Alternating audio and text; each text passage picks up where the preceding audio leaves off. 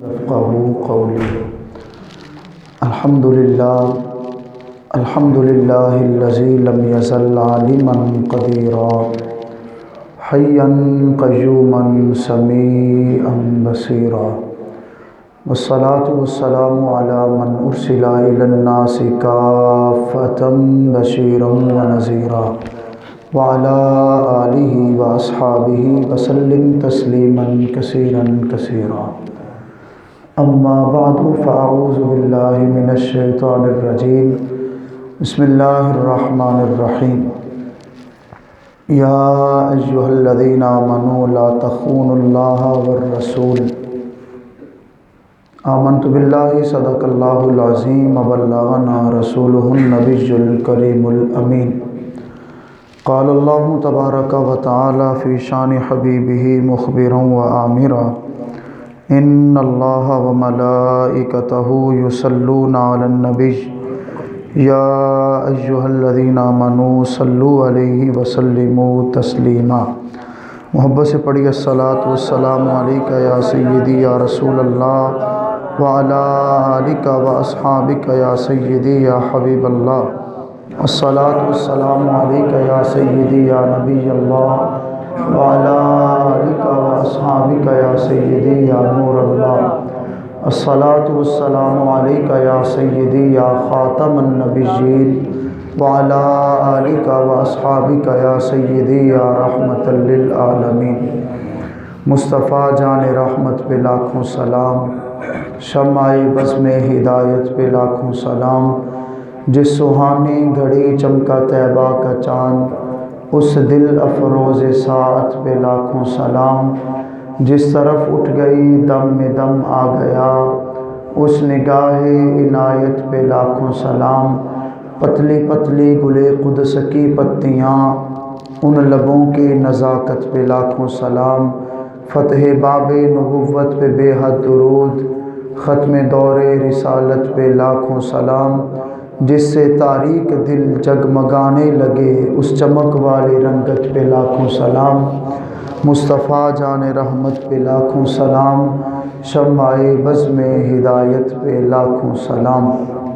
اللہ رب العزت کی حمد و ثنا جو ہم سب کا خالق و مالک، پروردگار پالنہار ہے.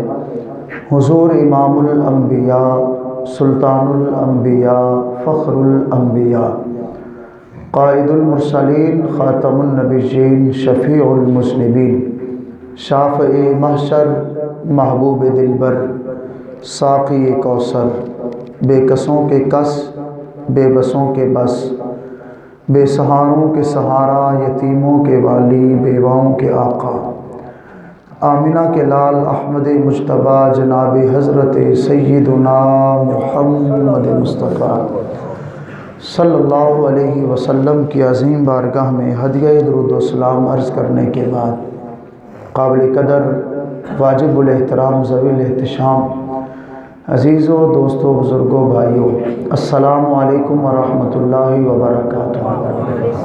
اللہ رب العزت کا کروڑوں بار شکر ادا کرتے ہیں. رب تعالیٰ نے ہم سب کو جمعۃ المبارک کی بابرکت ساعتوں میں اپنی عظیم بارگاہ کی حاضری کی توفیق عطا فرمائی. دعا کرتے ہیں رب ذوالجلال ہماری حاضری قبول فرمائے اور ہم سب کے لیے نجات کا ذریعہ بنائے. آج کے اس مختصر سے خطبہ جمعۃ المبارک میں ہماری گفتگو کا جو موضوع ہے، اس کا عنوان ہے امانت داری دین اسلام کی نظر میں. ہر سال 9 دسمبر کو پوری دنیا میں انسداد بدعنوانی کے نام سے دن منایا جاتا ہے، جس کو انٹرنیشنل اینٹی کرپشن ڈے کہا جاتا ہے. یعنی اس دن میں مسلم ہوں، کافر ہوں، کوئی بھی ہوں، وہ اس بات کا اظہار کرتے ہیں کہ انسان کو امانت دار ہونا چاہیے اور انسان میں بددیانتی نہیں ہونی چاہیے. اگر کافر ہو کر، مشرک ہو کر، غیر مسلم ہو کر اس بات کا اعلان کرتے ہیں، تو ہم مسلمانوں کا اس میں کردار کیا ہونا چاہیے؟ اور یاد رکھیے کہ پوری دنیا میں جو غیر مسلم ہیں، کافر ہیں، وہ سال میں ایک دن بددیانتی کے ختم کرنے کے عنوان سے ایک دن مناتے ہیں۔ دین اسلام وہ عظیم دن ہے جو سال میں ایک دن نہیں بلکہ ساری زندگی ایمانداری سے گزارنے کا درس دیتا ہے۔ ایک دن درس نہیں ہے، ساری زندگی ایمانداری سے گزارنے کا درس دیتا ہے۔ اللہ رب العزت قرآن کریم میں ارشاد فرماتا ہے، یا ایھا الذین آمنوا لا تخونوا اللہ والرسول، اے ایمان والو اللہ اور اس کے رسول کی خیانت نہ کرو، وتخونوا اماناتکم، اور آپس میں ایک دوسرے کی امانتوں میں بھی خیانت نہ کرو، وانتم تعلمون، اور تم اس بات کو جانتے ہو، جو بندہ خیانت کرتا ہے وہ جانتا ہے کہ میں امانت میں خیانت کر رہا ہوں۔ وَاعْلَمُوا أَنَّمَا أَمْوَالُكُمْ وَأَوْلَادُكُمْ فِتْنَةٌ، اور جان لو تمہارے مال، تمہاری اولادیں تمہارے لیے فتنہ ہیں۔ وَأَنَّ اللَّهَ عِندَهُ أَجْرٌ عَظِيمٌ، اور بے شک اللہ کے پاس اس کا بہت بڑا اجر ہے۔ ہر اولاد فتنہ ہے، ہر مال فتنہ ہے؟ نہیں۔ وہ مال، جس مال کو حاصل کرنے کے لیے انسان امانت میں خیانت کرے، جس مال کو حاصل کرنے کے لیے انسان شریعت کے خلاف کوئی طریقہ استعمال کرے، جس مال کو حاصل کرنے کے لیے حضرت انسان جھوٹ بولے، فرمایا وہ مال تمہارے لیے نفع کا ذریعہ نہیں بلکہ وبال جان ہے۔ ہر اولاد انسان کے لیے ہلاکت ہے، ہر اولاد انسان کے لیے فتنہ ہے؟ فرمایا نہیں، ہر اولاد نہیں۔ کون سی اولاد؟ وہ اولاد جس اولاد کے لیے انسان حرام کماتا ہے، فتنہ ہے۔ وہ اولاد جس اولاد کے لیے انسان امانت میں خیانت کرتا ہے، فتنہ ہے۔ وہ اولاد جس اولاد کے لیے انسان دوسروں کے حق پہ ڈاکہ ڈالتا ہے، فتنہ ہے۔ اگر اسی اولاد کے منہ میں حلال کا لقمہ ڈالا جائے، اگر اسی اولاد کو حلال کھلایا جائے، رب فرماتا ہے کہ یہی اولاد تمہارے لیے بخشش کا ذریعہ بن جاتی ہے۔ تو اس خوبصورت آیت کریمہ میں رب تعالیٰ اپنے بندوں کو ایک پیغام دے رہا ہے، ایمان والوں، نہ اللہ کی خیانت کرنی ہے، نہ رسول کی خیانت کرنی ہے، اور نہ ایک دوسرے کی خیانت کرنی ہے۔ اس آیت کریمہ کا سب سے پہلے شان نزول پڑھتے ہیں۔ کتنا خوبصورت شان نزول۔ مدینہ المنورہ میں یہودیوں کے دو بہت بڑے قبیلے تھے، بنو نضیر اور بنو قریظہ۔ بنو قریظہ نے مسلمانوں کے خلاف غداری کی، جو ایک معاہدہ تھا اس معاہدے سے پھر گئے۔ رحمت عالم صلی اللہ علیہ وآلہ وصحبہ وسلم نے صحابہ کو حکم دیا کہ جو ان کے قلعے ہیں، ان کے گھر ہیں، ان پہ پہرا لگاؤ، سیل کر دو۔ تقریباً 17 راتوں تک ان کے گھروں کو بند کر دیا گیا۔ چونکہ اسلام کے دشمن تھے، اور جو اسلام کی دشمنی کرے یا اسلام کے ساتھ کیے ہوئے وعدے سے پھر جائے، اسلام اس کو برداشت نہیں کرتا۔ 17 راتیں گزری تو بنو نضیر کے کچھ لوگوں نے کہا کہ یا رسول اللہ، جس طرح آپ نے بنو قریظہ کے ساتھ معاہدہ کرنے کے بعد ان کو معاف کیا، آپ ہمارے ساتھ بھی کوئی معاہدہ کر لیں۔ ہم آپ سے وعدہ کرتے ہیں کہ ہم شام کی طرف نکل جائیں گے، مدینہ چھوڑ دیں گے، ہماری طرف کوئی سالس بنا کر بھیجا جائے جو مسلمانوں اور یہودیوں میں فیصلہ کرے۔ رسول اللہ صلی اللہ علیہ وآلہ وصحبہ وسلم نے فرمایا کہ ہماری طرف سے حضرت سعد بن معاذ آئیں گے جو سالس بنیں گے۔ یہودی کہنے لگے نہیں، سعد بن معاذ نہیں، ابو لبابہ حضور کے ایک صحابی ہیں، آپ ان کو بھیجیے۔ مروان بن منظر ان کا صحیح نام ہے، لیکن ان کو ابو لبابہ کہتے ہیں، کنیت تھی ان کی۔ ابو لبابہ مروان بن منظر کو بھیجیے، وہ ہم سے معاہدہ کرتے۔ انہوں نے ابو لبابہ کو کیوں بلایا؟ حضرت ابو لبابہ کا گھر، حضرت ابو لبابہ کا مال یہودیوں کے قبضے میں تھا، ان کی رشتہ داری تھی یہودیوں کے ساتھ، رشتہ دار تھے جو یہودی تھے۔ ان یہودیوں کے دل میں یہ تھا کہ اگرچہ مسلمان ہو گیا، خون تو ہمارا ہے، ہمارے لیے کوئی بھلا سوچے گا۔ اب حضور علیہ السلام نے حضرت ابو لبابہ مروان بن منظر کو جب بھیجا تو یہودی کہنے لگے ابو لبابہ بتائیے، حضرت سعد بن معاذ کو سرکار نے سالس بنایا، ہم ان کو سالس مان لیں؟ اگر وہ ثالث بن کے آئیں گے تو وہ پھر ہمارے لیے فیصلہ اچھا کریں گے یا نقصان کیا کریں گے؟ امانت اس بات کا تقاضا کرتی تھی، چونکہ مسلمانوں کی طرف سے گئے تھے، جو بات مسلمانوں نے فیصلہ کیا تھا وہ یہودیوں تک پہنچنی نہیں چاہیے تھی۔ حضرت ابو لبابہ نے گلے کی طرف اشارہ کیا کہ اگر سعد بن معاذ ثالث بن کے آئیں گے تو تمہاری گردنیں کاٹ دیں گے، تمہیں ذبح کر کے رکھ دیں گے، جو اسلام کے خلاف غداری کرے اس کی سزا موت ہے۔ حضرت ابو لبابہ مروان بن منذر نے ابھی اشارہ کیا تو دل میں فوراً خیال آیا، مجھے تو اللہ اور اس کے رسول نے بھیجا تھا، میں نے تو رب اور اس کے رسول کے خلاف بغاوت کی ہے، میں نے تو خیانت کی ہے۔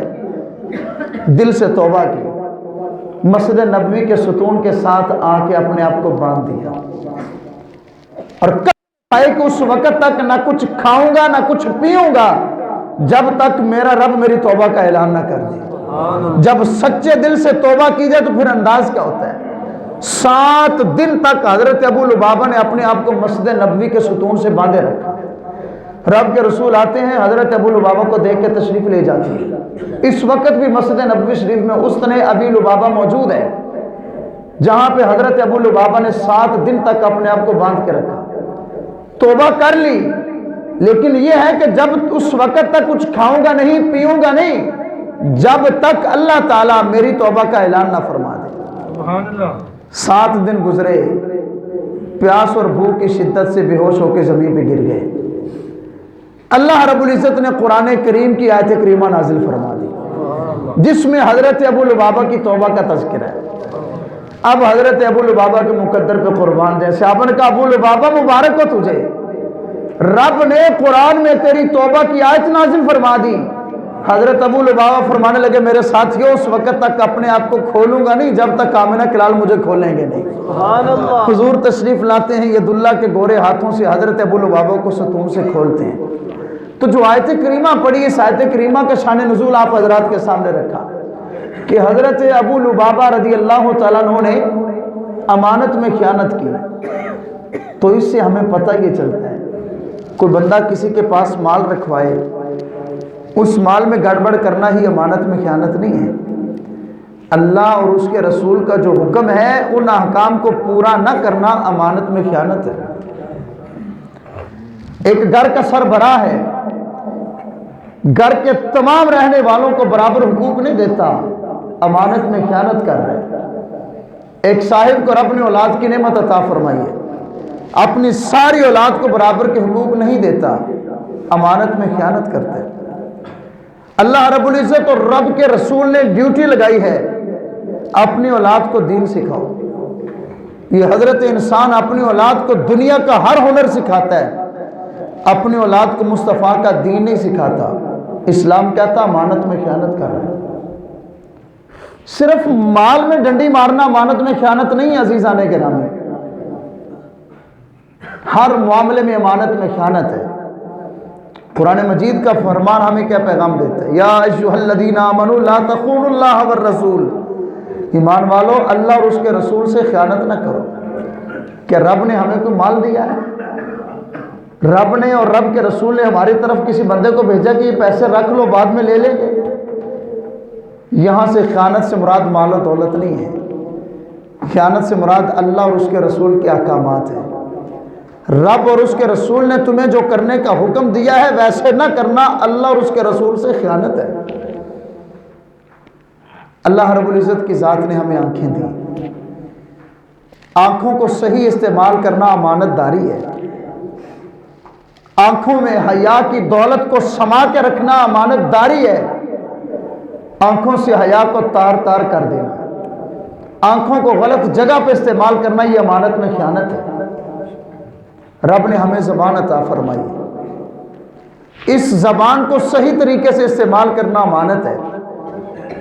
اس زبان کو اللہ اور اس کے رسول کی مرضی کے خلاف استعمال کرنا امانت میں خیانت ہے۔ اب غور کیجئے کہ ہم میں سے کون بندہ ہے جو امین ہے، کہاں پہ امانت داری اور کہاں پہ ہم مسلمان۔ نہ ہم اپنی زبان کے حساب سے امین ہیں، نہ اپنی آنکھوں کے اعتبار سے امانت دار ہیں۔ ہمارا وجود رب نے عطا فرمایا، اس وجود کی امانت کیا ہے؟ بندے جب بندگی کا وقت آ جائے میری بارگاہ میں اس بدن کو جھکا دے، اللہ رب العزت کی طرف سے بلاوا آئے، بندے آ جا، تیرا رب تجھے عبادت کے لیے پکارتا ہے، بندہ عبادت نہیں کرتا، اپنے کام کاج میں مصروف ہے، اسلام کہتا ہے یہ امانت میں خیانت کر رہا ہے۔ اور خیانت کس کے ساتھ کر رہا ہے؟ اللہ فرماتا وَتَخُونُوا أَمَانَاتِكُمْ، ایک دوسرے کے ساتھ خیانت نہ کرو۔ جو ایک دوسرے کے ساتھ خیانت کرے اللہ کو گوارا نہیں ہے۔ اب ایمان سے آپ مجھے جواب دیجیے، جو اللہ اس کے رسول سے خیانت کرے رب کو گوارا ہے؟ ہرگز گوارا نہیں ہے۔ آئیے رسول اللہ صلی اللہ علیہ وسلم کی عظیم بارگاہ میں چلتے ہیں۔ پیغمبر خدا، شہنشاہ کون و مکان، غیب دان نبی صلی اللہ علیہ وآلہ وسلم نے اپنی امت کو کس انداز میں امانت کا درس دیا۔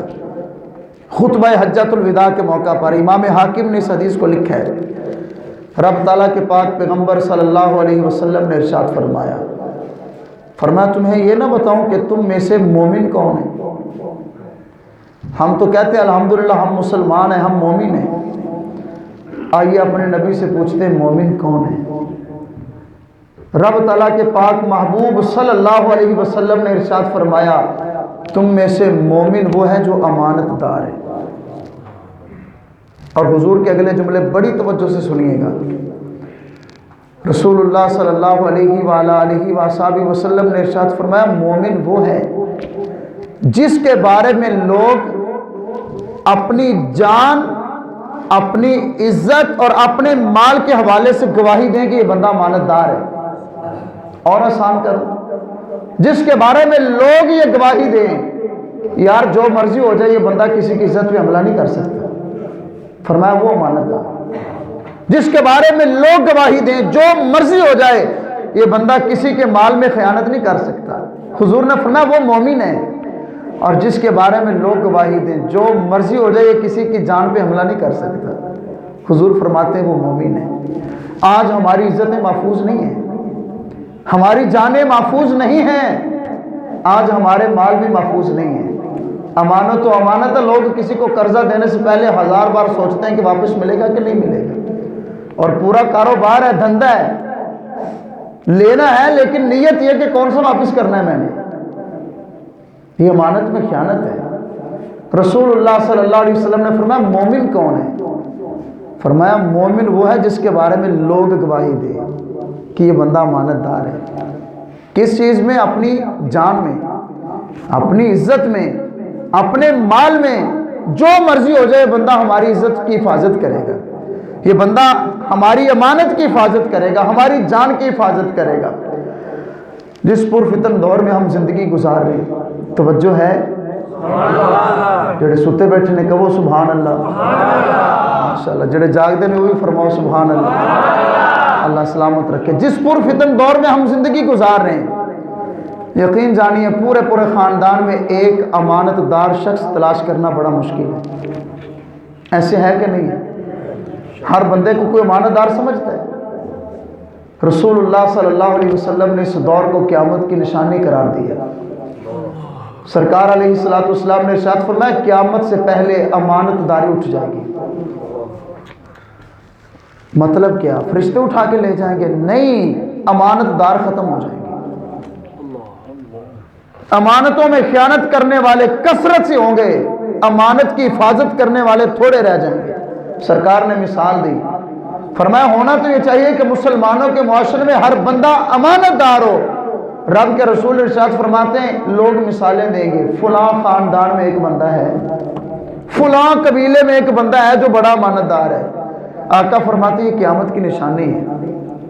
جس پاک رسول صلی اللہ علیہ وسلم کا ہم کلمہ پڑھتے ہیں، وہ سونے محبوب صلی اللہ علیہ وسلم ارشاد فرماتے ہیں، حضور کی مبارک سیرت کیا ہے؟ نبی کریم علیہ السلام اعلان نبوت سے پہلے مکہ کے کافروں میں صادق اور امین کے لقب سے مشہور تھے۔ مومنوں کی ماں حضرت اماں خدیجہ الکبریٰ رضی اللہ تعالی عنہا مکہ کی رئیس اور امیر ترین خاتون ہیں۔ حضور صلی اللہ علیہ وسلم کو نکاح کا پیغام بھجواتی تو وجہ کیا ہے؟ حضور کی امانت داری کو دیکھ کر۔ نبی کریم علیہ السلام نے اعلان نبوت کیے ہوئے 10 سال گزر چکے، لوگ آپ کی جان کے دشمن ہیں، اس کے باوجود بھی یقین اتنا ہے اگرچہ ہماری اور مصطفیٰ کی دشمنی ہے لیکن فیصلہ آپس میں پتہ کیا کرتے ہو، کسی نے امانت رکھوانی ہے تو محمد عربی کے پاس جا کے رکھواؤ۔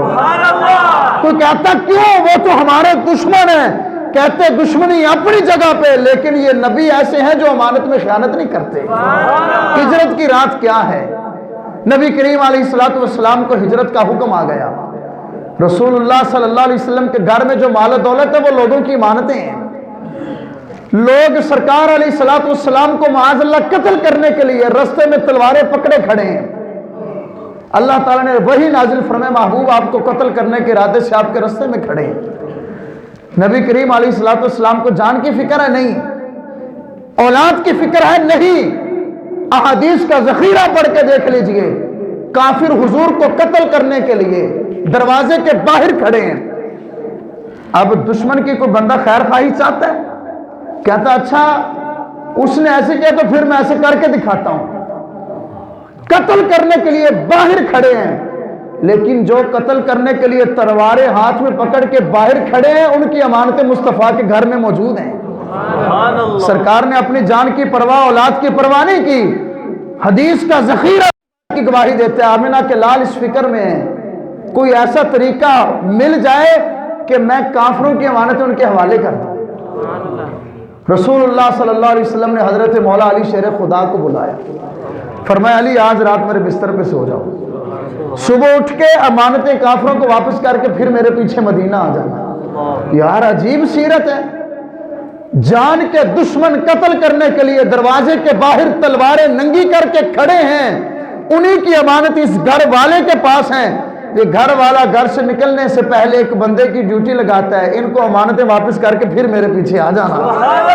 کیوں؟ آقا جانتے تھے میری نبوت چلنی ہے قیامت کی صبح تک، میرا دین چلنا ہے قیامت کی صبح تک، امت کو پیغام یہ دیا نبی نے، اور رشتہ دار تو رشتہ دار ہے، دوست تو دوست ہے، اور مسلمان تو مسلمان ہے، جس نبی کا کلمہ تم پڑھتے ہو اس نبی کی سیرت اس بات کی گواہی دیتی کہ کافر ہو جان کا دشمن ہو پھر بھی امانت میں خیانت جائز نہیں ہے۔ یہ ہمارے نبی کی سیرت ہے۔ رسول اللہ صلی اللہ تعالیٰ علیہ وآلہ وآصحابہ وسلم بعض دفعہ اپنے صحابہ کو سمجھانے کے لیے مثالیں دیتے۔ حضور علیہ السلام نے بنی اسرائیل کے ایک شخص کی مثال دی، سرکار نے فرمایا غلاموں بنی اسرائیل میں ایک شخص تھا، اس کو قرضے کی ضرورت پڑ گئی، وہ کسی بندے کے پاس گیا، جا کے کہنے لگا کہ مجھے 1000 درہم چاہیے یا 1000 دینار چاہیے۔ جس نے قرضہ دینا تھا وہ کہنے لگا کوئی ضامن، یہ بندہ کہنے لگا وکفیٰ باللہ وکیلا، میرا ضامن اللہ ہے۔ قرضہ دینے والا کہنے لگا کوئی گواہ، یہ کہنے لگا وکفیٰ باللہ شہیدا، میں رب کو گواہ بنا کے کہتا ہوں کہ قرضہ واپس کروں گا۔ دن طے ہو گیا، وقت طے ہو گیا، فون کا سسٹم نہیں ہے، آنے جانے کے اتنے وسائل نہیں ہیں، یہ طے ہو گیا کہ فلاں موقع پہ اتنی مدت کے بعد فلاں دن فلاں وقت میں فلاں دریا کے کنارے تم تک پہنچ کے قرضہ واپس کروں گا۔ اب صورتحال یہ ہے کہ جس سے قرضہ لیا وہ اس بستی میں رہتا ہے، جس نے قرضہ لیا وہ اس بستی میں رہتا ہے، درمیان میں دریا بہتا ہے، مدت پوری ہو گئی، آج قرضہ واپس کرنے کا دن آ گیا۔ جس نے قرضہ لیا وہ کہتا ہے کہ میں نے تو رب کو گواہ بنایا تھا۔ یہ بنی اسرائیل کی امتی کی بات کر رہا ہوں، پھر فیصلہ آپ نے کرنا کہ مصطفیٰ کی امتی کو کیا کرنا چاہیے۔ جس دن طے کیا تو اس دن آ گیا کنارے پہ، آ کے کہنے لگا، جب کنارے پہ پہنچا تو کشتی نہیں، بڑا پریشان ہے کہ آج وعدے کا دن ہے، آج کشتی نہیں مل رہی، کیا کروں۔ اس بندے نے سارا دن انتظار کیا، جب یقین ہو گیا نا کہ اب مجھے سواری نہیں ملے گی، کشتی نہیں ملے گی، اس نے ایک لکڑی کو پکڑا، اس لکڑی کو اندر سے سوراخ کیا، اس لکڑی کے اندر 1000 دینار ڈالے، کاغذ پکڑ کے چٹھی لکھی کہ یہ فلاں کی امانت ہے، اس تک پہنچنی چاہیے۔ عجیب ایمان ہے پہلی امتوں کا، لکڑی میں 1000 دینار، اس دور کا کئی لاکھ بنتا ہے، ڈالا، اس بندے کا نام لکھا، نام لکھ کے کہنے لگا اللہ تجھے گواہ بنایا تھا، میری امانت اس تک پہنچا دے۔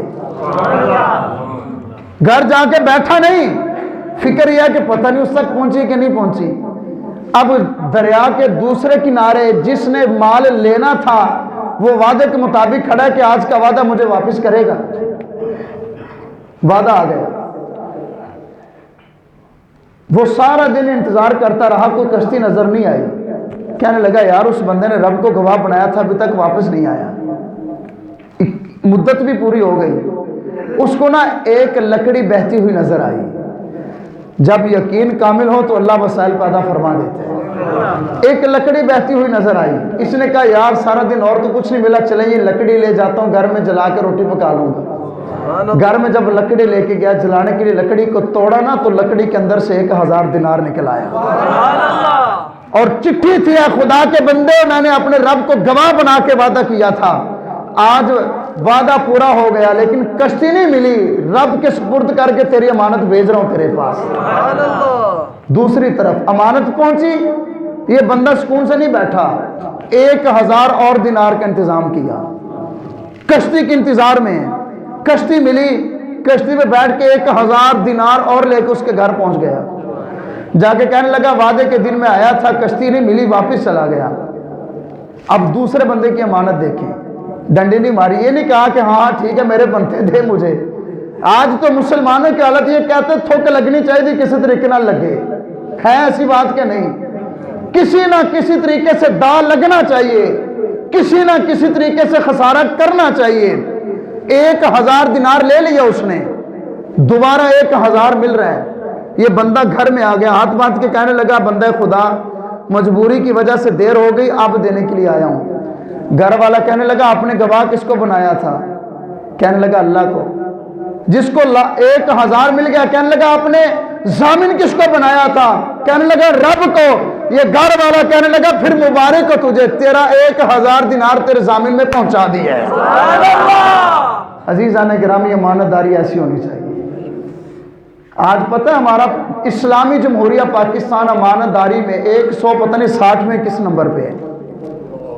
کافر امانت داری میں پہلے نمبر پہ ہیں, مسلمان امانت داری میں دوسرے چوتھے نہیں, 100 سے بھی بعد نمبر آتا ہے. کافروں کے بعد مسلمان ہیں. اللہ تعالیٰ کے پاک رسول صلی اللہ علیہ وسلم ارشاد فرماتے ہیں لا ایمان لمن لا امانت له. جو بندہ امانت دار نہیں ہے وہ مومن ہی نہیں ہے. کیا فائدہ ہمیں نمازیں پڑھنے کا, روزے رکھنے کا, نیکیاں کرنے کا, ماتھے پہ محراب ڈالنے کا, لوگوں میں حاجی صاحب اور بڑا نیک بندہ کہلوانے کا, اگر میرا کردار ہی ٹھیک نہیں ہے. عزیزان گرامی, اگر میں امانت دار نہیں ہوں تو میرے نبی فرماتے ہیں میں مسلمان ہی نہیں ہوں. امانت داری کو دین اسلام میں بہت زیادہ اہمیت حاصل ہے.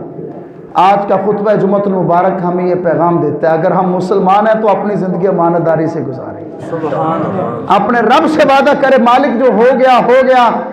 اب وعدہ کرتے ہیں کہ زندگی میں کبھی کسی کو دھوکہ نہیں دیں گے, کبھی امانت میں خیانت نہیں کریں گے. یاد رکھیے صرف مال میں ڈنڈی مارنا امانت میں خیانت نہیں ہے, کسی کی عزت پہ ڈاکہ ڈالنا امانت میں خیانت ہے, کسی کی ماں بہن بیٹی کو غلط نظر سے دیکھنا امانت میں خیانت ہے, اس زبان سے جھوٹ بولنا, غلط مشورہ دینا, غلط بات کرنا امانت میں خیانت ہے. عبادت کا وقت ہو جائے, بندہ نماز نہ پڑھے, اپنے کام کاج میں مصروف ہو, یہ وجود اللہ کی امانت ہے. اس امانت کا حق یہ ہے کہ عبادت کا وقت ہو جائے, ہم نماز پڑھیں, اب فیصلہ آپ نے کرنا ہے. عبادت کا وقت ہو جائے, ہم نماز نہیں پڑھتے, بتائیے امانت میں خیانت ہے کہ نہیں ہے؟ اسلام کہتا امانت میں خیانت ہے. جہاں پہ اللہ تعالیٰ فرماتا ہے نا کہ وَتَخُونُوا أَمَانَاتِكُمْ, ایک دوسرے کی امانتوں میں خیانت نہ کرو, اس سے پہلے ہمارے رب کا پیغام پتہ کیا ہے؟ یا ایھا الذین آمنوا لا تخونوا اللہ والرسول.